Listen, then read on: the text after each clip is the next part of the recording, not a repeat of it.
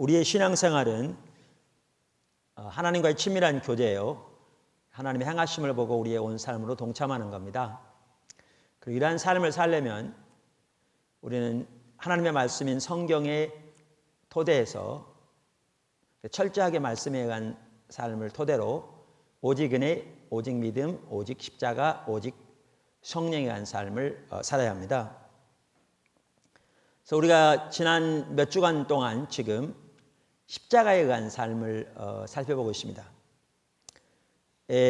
우리가 그동안 십자가에 의한 삶을 사는데 아주 중요한 요소인 십자가의 복음은 인격체신 예수 그리스도라는 부분을 살펴보았고, 어떻게 십자가에 의한 의를 우리가 의지하는 삶을 날마다 살 수 있을 것인가 라는 걸 살펴보았고, 주님이 십자가에서 이루신 그 놀라운 승리를 우리가 어떻게 날마다의 삶에서 경험할 것인가, 그 능력을 어떻게 우리의 삶에서 실제로 경험할 것인가 라는 부분을 살펴보았습니다.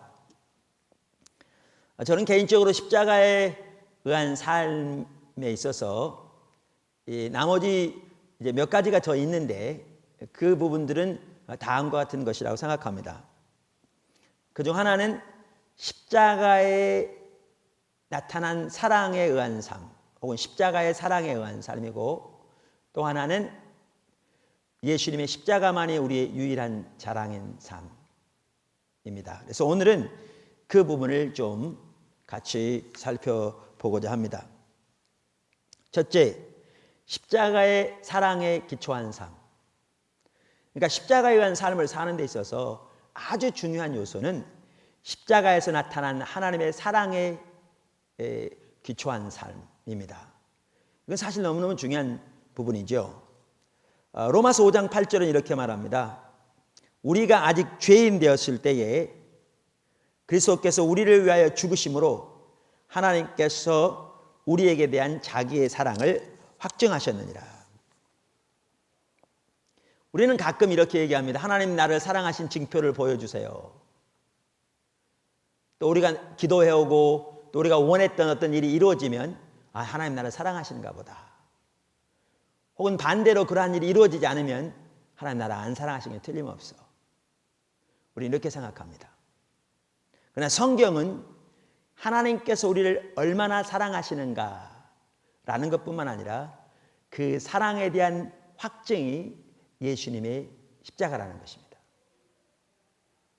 예수님의 십자가야말로 하나님이 우리를 얼마나 사랑하시는가를 보여주는 것일 뿐만 아니라 우리에 대한 하나님의 사랑의 가장 온전하고도 가장 최종적인 확증입니다. 그 사랑의 확증입니다. 우리는 사실 더 이상 확실한 증거가 필요하지 않습니다. 하나님께서 우리를 얼마나 사랑하시는가 하는 것을 이미 예수님의 십자가를 통해서 확증해 보여주셨기 때문입니다. 그렇기 때문에 우리에게 아주 중요한 것이 있습니다. 그러니까 하나님과 동행하는 삶을 삶에 있어서 우리가 이 부분이 안 되면 하나님과 올바로 동행하는 삶이 안 되는 것 같더라고요. 그게 뭐냐 하면 우리는 환경을 통해서 하나님의 사랑을 보려고 하는 것이 아니라 하나님의 사랑을 통해서 환경을 보려고 해야 합니다. 그래야 하나님과 동행하는 삶이 가능하고, 그래야 환경도 올바로 이해할 수 있고, 그래야 환경 가운데서 말씀하시는 하나님의 음성과 하나님의 뜻을 볼 수 있습니다. 무슨 말인가 하나하나 좀 자세히 설명하면, 우리가 환경을 통해서 하나님을 보려고 하면 절대로 하나님을 올바로 볼 수 없습니다. 하나님의 사랑을 올바로 볼 수 없습니다. 그러니까 십자가에 의한 삶이 되지 않습니다. 하나님의 사랑에 기초한 삶이 되지 않습니다. 한 번은 그 요한의 슬레 선생님께서 길을 가고 이렇게 있었답니다. 그랬더니 나귀가 이렇게 벽이 있는데 그 벽을 뚫고 그 맞은표를 이렇게 보려고 노력하더랍니다. 그래서 요한의 슬레 선생님이 참 어리석은 나귀, 아니 고개를 들어서 그 벽 너머로 봐야 보이지 벽을 통해서 보려고 하면 그게 보이나. 근데 그게 어떻게 보면 오늘날 적지 않은 성도들이 하는 그 행위입니다. 다시 말하면 너무나 많은 사람들이 환경을 통해서 하나님의 사랑을 깨달으려고 하기 때문에, 환경을 통해서 하나님을 알려고 하기 때문에 하나님을 알지 못할 뿐만 아니라 실제로 환경을 통한 하나님의 계획도 음성도 듣지 못합니다. 이 대표적인 예가, 성경에 나오는 예가 광야 생활하던 이스라엘 백성들입니다. 그 한 부분을, 예를 보면 출애굽기 14장 10절부터 우리가 14절까지 볼 수 있는데요. 우리가 잘 아는 홍해 앞의 사건이죠. 제가 한번 읽어보겠습니다. 바로가 가까이 올 때에 이스라엘 자손이 눈을 들어본 즉 애굽 사람들이 자기 뒤에 미친지라. 이스라엘 자손이 심히 두려워하여 여호와께 부르짖고 그들이 또 모세에게 이르되 애굽에 매장제가 없으므로 당신이 우리를 이끌어내어 이 광야에서 죽게 하느뇨. 어찌하여 당신이 우리를 애굽에서 이끌어내어 이같이 우리에게 하느뇨.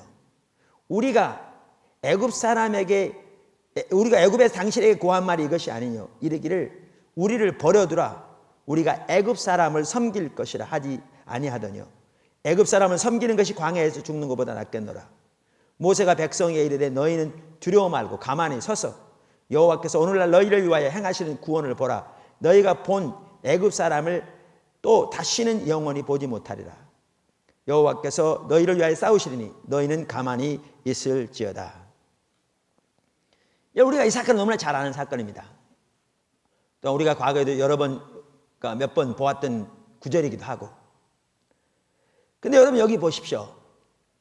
출애굽기 14장 1절 이하를 보시면 저들이 우연히 이 홍해 앞에 온 게 아니었습니다. 하나님이 구체적으로 그들을 인도하셨습니다. 그러니까 하나님이 구름 기둥과 불 기둥으로 그들을 인도하셨을 뿐만 아니라, 그러니까 그들 모두가 그걸 볼 수 있었습니다. 그뿐만 아니라 하나님께서 모세에게 구체적으로 어디에 어떻게 진을 칠 것을 말씀하셔서 그들이 여기까지 왔습니다.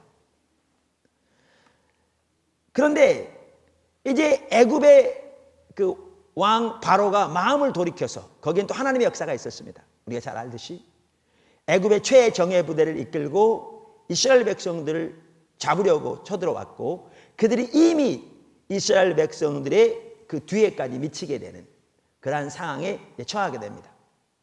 그래서 이스라엘 백성들은 사면초가의 그 상황에 닥치게 된 거죠. 앞에는 홍해고 뒤에는 애굽 최정예 부대고, 싸울 군대도 없고 무기도 없고, 도망가냐 도망갈 것도 없고, 그러니까 배를 만들 시간도 없고 재료도 없고, 꼼짝없이 그들은 죽게 생긴 그러한 상황 가운데 처하게 되었습니다. 그렇게 될 때 그들은 하나님께 부르짖으면서 원망하면서 절박하게 부르짖을 때 이렇게 불신 가운데 하나님을 원망하고 모세를 원망하는 자리에 그들은 서게 됩니다.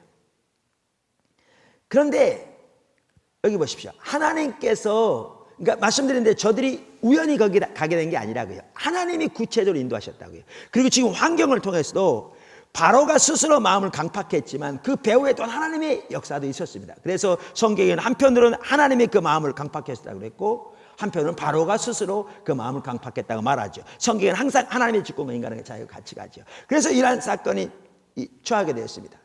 그럼 하나님은 왜 이들을 이러한 가운데로 인도하셨는가? 신명기 8장에 보면 알지만 하나님과 동행하는 삶을 살려면 반드시 믿음으로 하나님을 의지하는 삶을 살아야 합니다. 우리가 앞으로 이제 믿음이 하는 삶을 시리즈로 살펴볼 겁니다.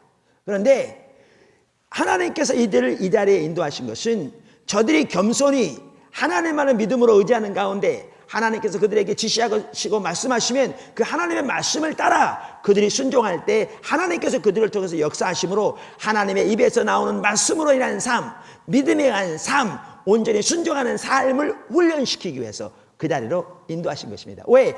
그러한 훈련이 되어져야 앞으로 하나님께서 그들을 인도하여 가나안 땅에 들으실 때에도 그들을 통해서 하나님의 그 일을 이루실 수 있기 때문에 하나님은 그들을 그 자리로 훈련시키려고 하신 것입니다. 하나님은 이미 애굽에서 그 놀라운 기적과 표적들을 통해 하나님은 전능하신 하나님이며 하나님은 이스라엘의 하나님인 것을 이미 저들에게 보여주셨습니다.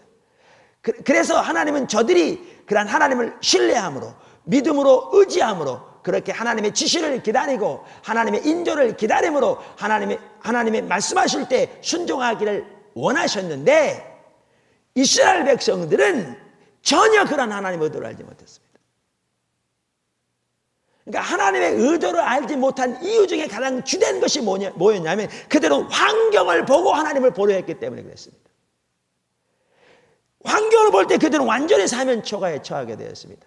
살아날 길이 없는 거죠. 아무리 머리를 굴려봐도 살아날 길이 전혀 없는.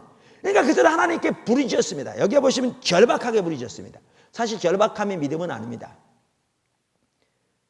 그러나 그들이 절박하게 부르짖었을지 몰라도 하나님의 관점을 알지 못하니까, 그러니까 다시 말하고 환경을 통해서 하나님을 보려고 하니까 하나님의 사랑도 이해하지 못할 뿐만 아니라 하나님의 의도도 전혀 이해하지 못하고 하나님께서 그 환경을 통해서 하시고자 원하시는 하나님의 뜻도 전혀 분별하지 못하고 오히려 불신 가운데 하나님을 원망하고 그들은 하나님의 그 시험에 실패하게 됩니다. 사실 하나님은 앞으로 그 이후로도 계속 그 기회를 주시죠. 그러나 저들이 반복적으로 하나님의 뜻을 분별하지 못하고 하나님께 불신으로 거역했을 때 하나님은 그들을 흩으시기로 최종적으로 작정하시고 새로운 세대를 일으키셔서 가나안 땅에 들이시는 것을 볼 수 있습니다. 이처럼 환경을 통해서 하나님을 보려고 하면 하나님을 전혀 보지 못합니다. 그리고 하나님의 의도도 깨닫지 못합니다. 그들은 하나님께서 이미 애굽의 10가지 재앙을 통해서 어떻게 하나님이 능력이 하나님이며 이스라엘의 하나님임을 나타내 보이신 것을 토대로 그 사랑의 하나님, 능력의 하나님, 이스라엘의 하나님, 아브라함과 야곱과 아브라함과 이삭과 야곱의 하나님을 인식하고 하나님을 믿음으로 신뢰하는 가운데 그 하나님의 사랑을 토대로 하나님의 신실하심을 토대로 그 환경을 보기를 원하셨습니다. 그랬더라면 그들은 그 환경 속에서 말씀하고자 원하시는 하나님의 뜻을, 의도를 발견했을 것이고 하나님의 음성을 들었을 것입니다. 오늘날 적지 않은 성도들이 광야 생활하는 이스라엘 백성들처럼 합니다.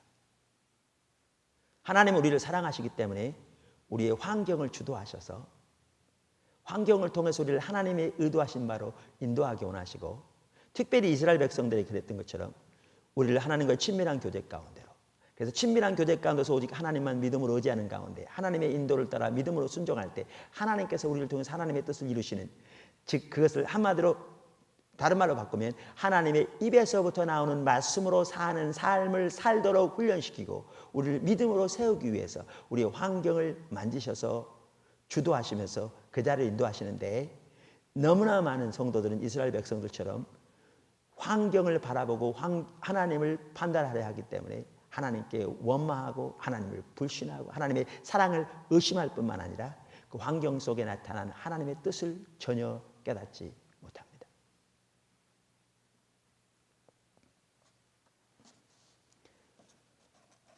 하나님은 이스라엘 백성들을 위해서 애굽에서 10가지 재앙을 베푸셨지만 우리들을 위해서는 그것을 추가로 하나님의 아들을 이 땅에 보내셔서 우리를 위해 십자가에 돌아가게 하심으로 그 놀라운 사랑과 능력, 그리고 부활하게 하심으로 그 놀라운 사랑과 능력을 이미 확증하신 하나님이십니다. 그래서 그것을 토대로 하나님은 우리가 환경을 보기를 원하시는 것입니다.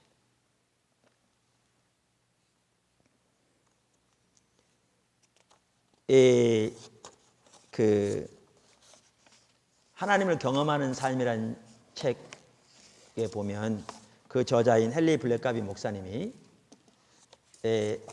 환경에서 어려움을 당했을 때에도 어떻게 십자가에 나타난 하나님의 사랑을 토대로 환경을 보려고 노력했으며, 그래서 환경을 통해서 하나님을 보지 않으려고 노력한 가운데 어떻게 하나님의 승리를 경험했는가 하는 그에 대한 예가 나옵니다. 그 사건은 그분의 딸이, 대학생인 딸이 암에 걸려서 외동딸인데 딸로서는 화학요법과 방사선 치료를 받아야 할 때였습니다. 그 딸아이는 그 치료를 받으면서 많은 고통을 당했죠. 또 그것이 온전히 치유될지 보장이 없는 상황이죠. 우리가 일반적으로 한다면 하나님, 내가 무엇을 잘못했기에 이러한 일을 나한테 행하십니까? 나를 사랑하시기나 한 겁니까? 내 하나뿐인 딸을 하나님이 주시고서 시험 나십니까? 뭐 별소리를 다 했겠죠. 그러나 그 절망적일 수도 있는 경험이었음에도 불구하고 그는 환경을 통해서 하나님 보는 것이 아니라 하나님의 사랑을 토대로 십자가에 나타난 환경을 보려고 노력했다고 말하면서 이렇게 말합니다. 제가 한번 읽어보겠습니다. 캐리의 경험은 우리에게 절망적인 경험일 수도 있었습니다. 그러나 그분의 사랑이 변했습니까? 이런 상황에 처했을 때 나는 하나님께 무슨 일이 일어나고 있는지 보여달라고 부탁할 수 있습니다. 우리는 그렇게 했습니다. 우리는 하나님께 우리가 무엇을 해야 할지를 여쭈어 보았습니다. 우리는 이와 같은 모든 종류의 질문을 했지만 주님, 당신은 아마 저를 사랑하지 않으신가 보군요 라고 말한 적은 없었습니다. 때때로 저는 하나님 앞에 나아가서 딸 아이 뒤에 있는 십자가를 보았습니다. 아버지, 환경 때문에 하나님의 사랑을 의심하지 않도록 도와주십시오. 저를 향한 당신의 사랑은 십자가에서 이미 다 해결되었습니다. 저에게 그 사실은 변하지 않았고 또한 변하지 않을 것입니다. 이 기도는 하나님 아버지와의 사랑의 관계가 어려울 때 고비를 넘기도록 우리를 지켜주었습니다. 나중에 일입니다마는 그 딸은 치유받았고요. 그걸 통해서 하나님께서 수많은 사람들에게 오히려 기도하게 하시고 또 하나님의 역사를 경험할 수 있는 계기를 삼으셨습니다. 그러나 여기서 말하고자 하는 것은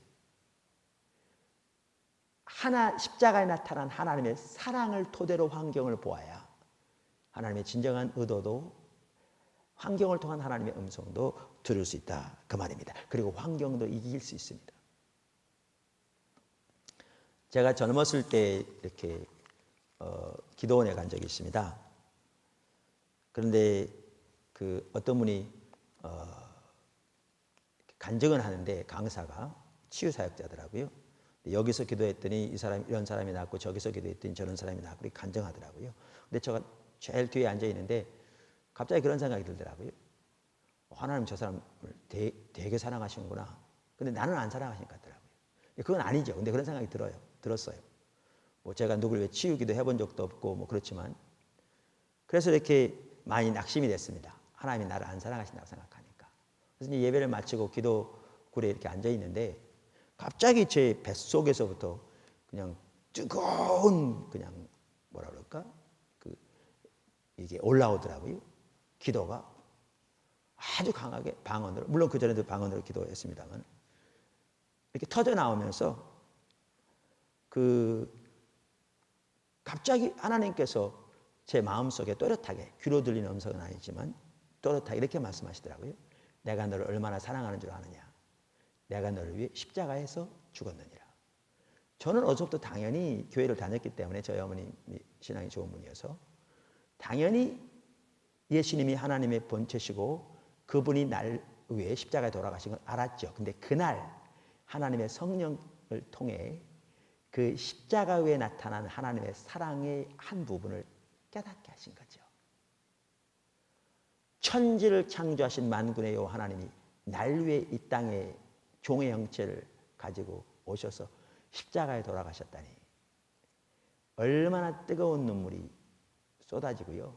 세상에 부러울 게 없더라고요. 어떤 대통령도 재벌도 부럽지 않았습니다. 하나님이 날 위해 십자가에 돌아가셨는데 사실 그 당시 저희 가정은 매우 어려웠습니다. 어떨 때는 먹을 것도 없어서 굶을 때도 뭐 다반사였습니다. 그래서 뭐 이틀에 라면 3끼로 살아갈 때도 있었고 그리고 사는 환경도 아주 열악했습니다. 그런데 그러한 가운데 살았을 때에도 하나님이 나를 사랑하사 십자가에 못 박혀 돌아가신 일만 생각하면 그게 전혀 어려움으로 느껴지지 않았습니다. 그 당시에 제가 이렇게 기도했던 거 지금도 생각하면요. 당연히 하나님 은혜로 이렇게 하신 거죠. 근데 잘 살게 해달라고 기도한 적은 단 한 번도 없습니다. 아니 잘 먹게 해달라고 기도한 적도 단 한 번도 없습니다. 그때 기도했던 내용들은 다른 게 아니고 하나님 한 나라도 빼놓지 않게 해주세요. 세계를 저에게 주세요. 온 세계에 복음을 전하게 해주세요. 하나님의 나라가 땅끝까지 전파되게 해주세요. 아시아 지역을 하나님 만져주시고 유럽 지역을 만져주시고 아프리카 지역을 만져주시고 아메리카 지역을 만져주시고 하나님의 나라 확장되게 해주세요. 그렇게 기도했던 것 같아요. 제가 만약 그 당시에 환경을 토대로 하나님을 보았더라면 저는 그런 기도는 하지 못했을 뿐만 아니라 저는 그 하나님의 사랑에 대한 어떠한 확신도 없었을 것이고 어쩌면 원망과 불평으로 가득했을지 모릅니다. 그러나 십자가에서 확증된 하나님의 사랑을 토대로 환경을 보니까 환경을 능히 이길 수 있었을 뿐만 아니라 그 가운데서도 하나님의 나라가 이루어지도록 하나님께 기도하면서 주님을 찾을 수 있었던 것입니다. 요즘에는 하나님께서 그 당시에 드렸던 제 기도를 저에게 상기시켜 주시면서 더 열방을 섬기라고 그분이 오히려 저를 인도해 가시는 경우가 자주 있습니다.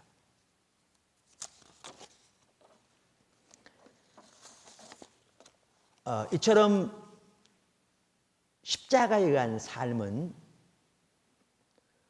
십자가에서 확증된 하나님의 사랑에 의한 삶입니다. 그리고 사랑에 의한 삶을, 그러니까 십자가에서 확증된 하나님의 사랑에 의한 삶을 살기 위해 아주 중요한 부분은 환경을 통해서 하나님을 보는 것이 아니라 십자가에 나타난 하나님의 사랑 혹은 사랑의 하나님을 토대로 환경을 보는 것입니다. 그래서 사도 바울도 하나님의 백성들에게 지속적으로 하나님의 사랑이, 그러니까 십자가를 통해 나타난 하나님의 사랑을 저들이 깨닫게 되기를 위해서 간절히 기도하고 있습니다. 예배서 3장 14절 같은 경우에 이와 같은 경우에 그 한 부분이죠. 이러함으로 내가 하늘과 땅에 있는 각 족속에게 이름을 주신 아버지 앞에 무릎을 꿇고 비노니, 그 당시에 간절한 기도를 무릎 꿇게 드렸다 합니다. 일반적으로 서서 기도했고요. 그 영광의 풍성을 따라 그의 성령으로 말미암아 너희 속사람을 능력으로 강건케 하옵시며 믿음으로 말미암아 그리스도께서 너희 마음에 계시게 하옵시고 너희가 사랑 가운데서 뿌리가 박히고 터가 굳어져서 능히 모든 성도와 함께 지식에 넘치는 그리스도의 사랑을 알아 그 넓이와 길이와 높이와 깊이가 어떠함을 깨달아 하나님의 모든 충만하신 것으로 너희가 충만하게 하시기를 구하노라. 보십시오. 그리스도의 사랑을 아는 것은 지식에 넘치는 겁니다. 우리 지혜로 할 수 있는 게 아닙니다. 세상적인 지식으로 할 수 있는 것이 아닙니다. 근데 그걸 깨달으려고 했습니다. 뭘 통해서? 성령을 통해서 알게 되는 것이지요. 그리고 그리스도의 사랑의 넓이와 길이와 높이와 깊이를 깨달아 아는 만큼 우리에게 하나님의 모든 충만하신 것으로 충만하게 된다고 사도 바울은 말하고 있습니다. 그래서 사도 바울도 자기도 그처럼 늘 그리스도의 사랑을 토대로 살았던 것을 말하고 있죠. 한 예로 갈라디아 2장 20절에 그리스도와 함께 십자가에 못 박혔나니 그런즉 이제는 내가 산 것이 아니요 내 안에 그리스도가 사는 것이라 이렇게 말하면서 이제 내가 육체 가운데 사는 것은 나를 사랑하사 나를 위하여 자기 몸을 버리신 하나님의 아들을 믿는 믿음 안에 사는 것이라. 그래서 여기 보아도 십자가를 통해서 확증된 하나님의 사랑을 토대로 그가 늘 살았던 것을 볼 수가 있습니다. 두 번째, 십자가에 의한 삶의 또 한 부분은 그리스도의 십자가만이 우리의 유일한 자랑이 되는 삶입니다. 저는 개인적으로 십자가에 의한 삶의 한 중요한 부분이 바로 이 부분이라고 생각합니다. 우선 갈라디아서 6장 14절을 보시죠. 사도 바울이 이렇게 말하고 있습니다. 그러나 내게는 우리 주 예수 그리스도의 십자가 외에 결코 자랑할 것이 없으니 그리스도로 말미암아 세상이 나를 대하여 십자가에 못 박히고 내가 또한 세상을 대하여 그러하니라. 저 개인적으로 그리스도만이 우리의 유일한, 그러니까 그리스도의 십자가만이 우리의 유일한 자랑이 되는 이 삶은 내가 지금 십자가에 의한 삶을 살고 있는가 혹은 그렇지 않은가에 대한 리트머스 테스트 같더라고요. 시험제 같더라고요. 무슨 말인가? 저는 십자가의 복음 흔히 말하는 그걸 많이 전하잖아요. 또 십자가에 의한 삶을 많이 전하잖아요. 하나님과 친밀한 교제에 대해서 많이 설교하잖아요. 왜냐하면 하나님께서 그 부분을 집중적으로 전하도록 저에게 비추시고 또한 그렇게 하나님의 백성들을 그러한 자를 인도하도록 저에게 소명을 주셨기 때문에 대부분의 설교는 바로 그러한 토픽, 초점에 대한 거고 그런 걸 토대로 이제 다른 요소들을 전하지만 그 바탕에는 바로 이 부분이 있죠. 그래서 어떤 분은 말하기를 예배에 대해서 다루건 부흥에 대해서 다루건 성령의 은사에 대해서 다루건 뭐 중보기도에 다루건 항상 끝은 하나님과 친밀한 교제로 가더라. 그렇게 말하는데 그게 사실 그렇게 돼야 되거든요. 왜냐하면 그 모든 우리 신앙의 요소 바탕에 하나님과 친밀한 교제가 있어야 되기 때문에요. 그래서 그렇게 하는데 그렇게 하다 보면 제가 잘하고 있는지 잘하고 있지 못하는지 어떨 때 잘 모를 수 있어요. 근데 이때에 내가 하나님 앞에서 올바른 상태에 있는지 하나님과 올바른 관계를 가지고 있는지를 제 자신 스스로 점검해보는 하나의 테스트가 뭐냐 하면 지금 현재 나에게 예수님의 십자가만이 유일한 자랑인가라는 거죠. 이건 당연히 우리 신앙이거든요. 그래서 사도 바울이 빌립보서 3장에서 자기의 종교적인 배경과 종교적인 열심, 사실 그 당시에 내놓으면 누구보다 뛰어난, 오늘날 말하면 기독교 신문을 항상 장식해야 할, 또 세미나 때마다 강사로 초청받으면서 이분이야말로 하나님 앞에서 이렇게 신실하게 잘 섬기고 이렇게 훌륭한 분입니다라고 칭찬을 받아야 할 그 모든 요소들을 나열하면서 그것들을 육체라고 말하면서 그것들로 인한 자부심을 똥처럼 배설물처럼 버려버렸다. 그러면서 주님 그분을 아는 것이 가장 고귀하기 때문에 그 주님을 얻기 위해서 모든 것을 버리고 모든 것을 배설물로 여겼다. 이렇게 말하죠. 정확하게 같은 삶이거든요. 그러니까 그의 삶에는